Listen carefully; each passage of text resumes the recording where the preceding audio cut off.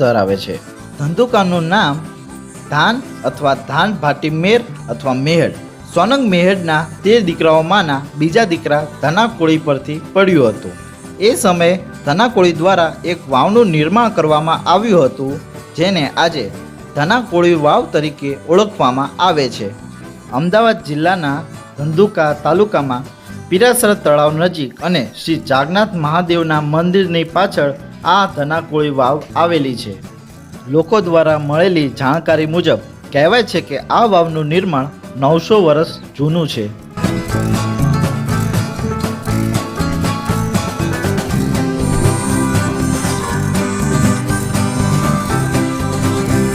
તત્કાલીન સમયમાં ધંધુકામાં પાણીની ખૂબ જ અછત હતી, ત્યારે આ વાવનું નિર્માણ ધનાકોળી દ્વારા કરવામાં આવ્યું હતું।